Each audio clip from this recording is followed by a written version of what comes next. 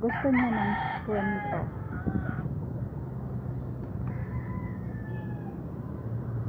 Dati dito sa Negros Oriental, alam niyo ba? Inaapi po ako dito.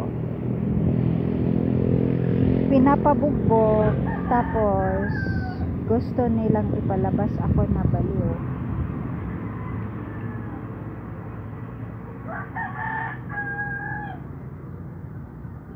Akala siguro nila bubo ako.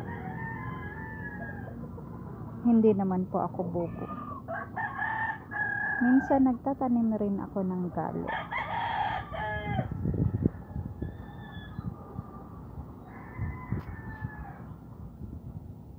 Mataas ang kwento.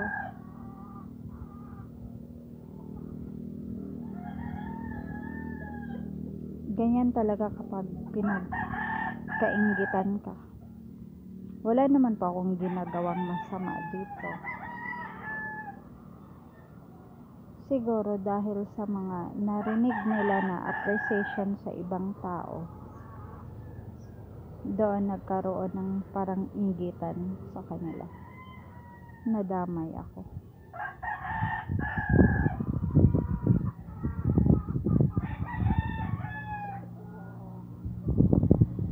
At saka mahirap yung maraming ginagawa na istorya about me na kahit ako hindi ko alam kung saan nila nakukuha yung story na yan.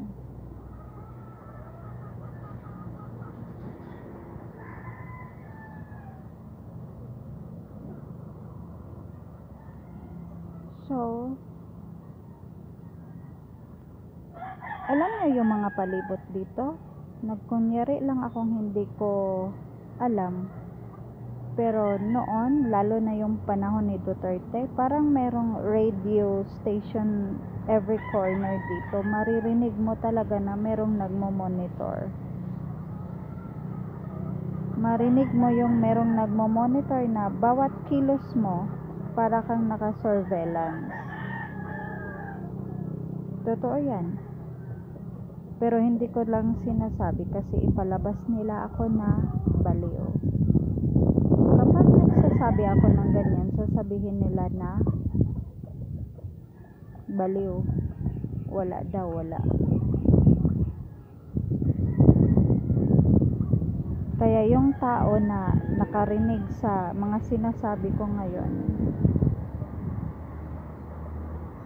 still nagsasabi pa rin siyang hilas at hilasa.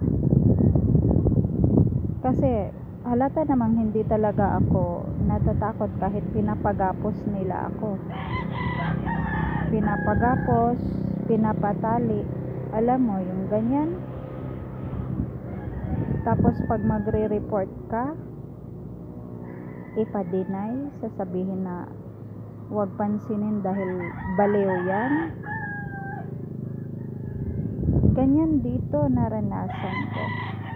So yung iba gusto makipag yung para bang group sa akin.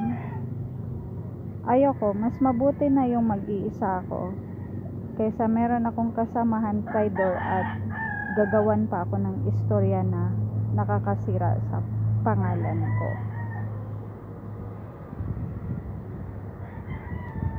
Galing po ako ng Kuwait. Doon nag-start ang lahat na para silang parang meron silang ginagawa na istorya na hirap mong sakyan. Lalo na yung governor dati dito.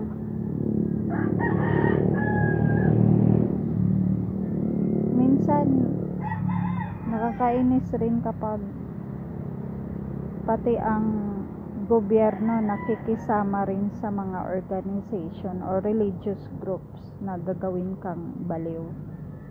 No mention names. Basta ako, alam ko na wala po akong kasalanan.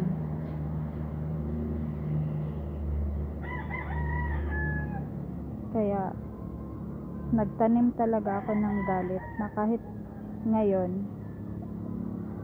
Ayaw ko talaga na sinisiraan ako. At saka yung isa ha, yung nagsasabi na karelasyon, since 2012 wala po akong karelasyon dito dahil wala po akong tiwala. Naintindihan niyo? Ayaw kong magtiwala sa Pilipino dahil Pilipino rin naman ang naninira sa akin dito sa Negros Oriental, Philippines. Takot po ba ako? Hindi. Kahit ilang beses akong pinapabugbog,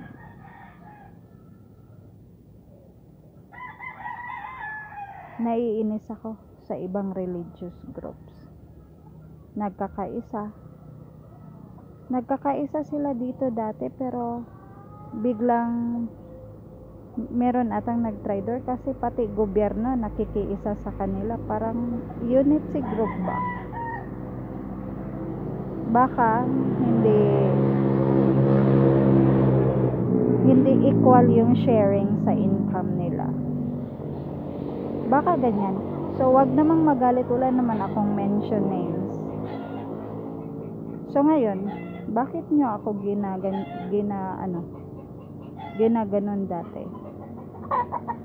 Tapos sabi nyo, kaya ako ipapalason dahil mahirap akong kausapin? At bakit? Kasamahan ba